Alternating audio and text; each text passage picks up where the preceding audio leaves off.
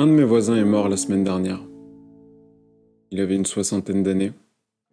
Je le connaissais pas très bien, mais assez pour échanger quelques banalités avec lui lorsque je le croisais dans la rue, du style bonjour, ça va, il fait beau aujourd'hui, il fait froid aujourd'hui, enfin ce genre de choses quoi.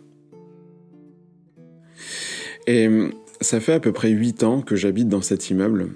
Lui, il habitait au rez-de-chaussée, des fois je le voyais aussi, il était souvent à sa fenêtre.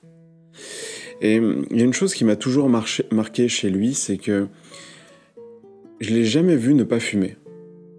Il était en train de cloper en permanence. Et il y a 2 ans à peu près, une ambulance l'avait déjà emmené un soir à l'hôpital. Et quand il était revenu, il avait une bouteille d'oxygène. Et un jour, je l'avais croisé dans le couloir. Et il m'avait expliqué que maintenant, il allait devoir se traîner cette bouteille d'oxygène à vie avec lui. Pendant les 2 dernières années de sa vie, il a traîné sa bouteille d'oxygène d'une main tout en fumant de l'autre main. Et je vous assure que je vous mens pas, il fumait en permanence. Il a continué à fumer autant qu'il fumait avant qu'il ait sa bouteille d'oxygène. Et je me souviens de le croiser dans la rue et de me dire « Mais qu'est-ce que tu fais ?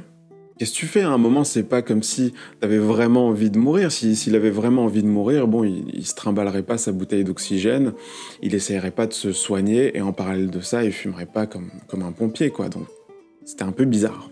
Donc bon, finalement, il a été emporté par la maladie. D'abord, j'étais pas très surpris. Et en même temps, j'ai compris aussi que c'était un comportement très humain qu'il avait eu. Pendant les vacances, là, cet hiver, j'ai relu Les Pensées de Pascal. Les Pensées de Pascal, c'est magnifique, hein. Moi qui suis un grand lecteur de Nietzsche, qui est quand même quelqu'un qui a essayé de penser à un monde sans transcendance, Pascal, lui, c'est l'antithèse de Nietzsche.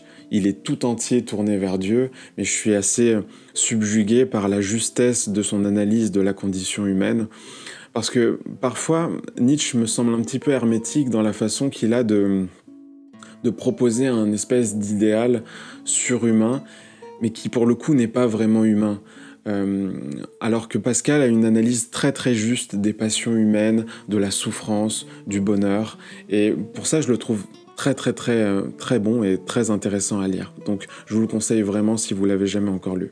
Et là où Pascal est particulièrement brillant, c'est qu'il arrive à nous montrer cette dualité, ce double désir qu'on porte tous en nous, de nous rouler dans la boue d'un côté et de nous élever vers un idéal de l'autre. Et en fait, cette anecdote que je t'ai racontée, c'est juste cette contradiction qu'on porte en nous, portée à son paroxysme, portée à son climax. Mais en vérité, cette contradiction, on la porte tous au quotidien. Tous.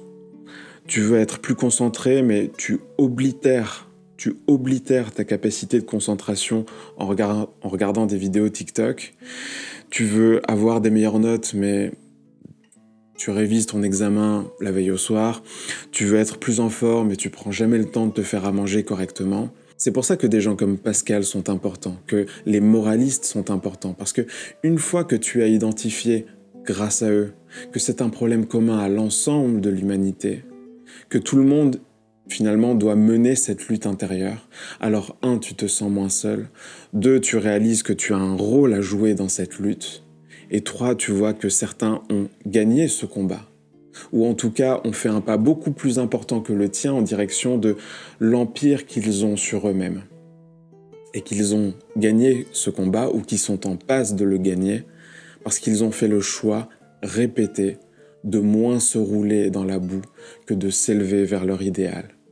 Et qu'in fine, on ne peut pas servir 2 maîtres en même temps.